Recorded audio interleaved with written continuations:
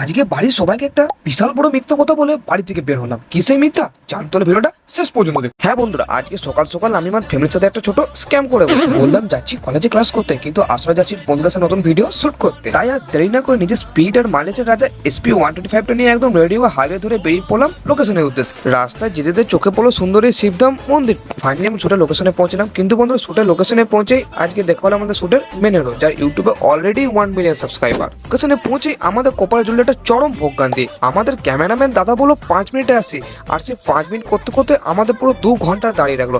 অবশেষে সেই স্কুটি নিয়ে এলো। তারপর ফাইনালি আমাদের শুট শুরু হয়। আর বন্ধুরা কি শুট করছি সেটা দেখতে কিন্তু পেজের চ্যানেলটাকে এক্ষুনি ফলো সাবস্ক্রাইব করে দাও। শুট তো শেষ হলো, কিন্তু বিকেলতে বেরোলাম এই পান্ডুতি বন্ধুটাকে রাস্তা থেকে কুড়িয়ে নিতে। একে বাইকের পিছনে চাপালাম আর সজ্জা নিয়ে গেলাম, ঢোকালাম জিমে। জিম ঢুকে সবার আগে চেপে বসলাম এই সাইকেলটায়। পেডালটা এমন স্পিডে মারছি যেন অলিম্পিকে সোনা জিতেই ছাড়। তারপর নিজেকে একটু শক্তিমান ভেবে ভারী ডাম্বেলগুলো তুলে নিলাম। বডি বিল্ডার হওয়া কি আর মুখের কথা ভাই। জিম সেশন শেষ করে শরীরটাকে একদম ফিট বানিয়ে টাটা বাই বাই জানিয়ে সোজা বাড়ির দিকে রওনা দিলাম। আজকের দিনটা কিন্তু বেশ দারুণ কাটলো। আর বন্ধুরা তোমরা কি ডেলি ব্লগে দিতে চাও? বিস্তারিত আমাকে কমেন্টে জানাও।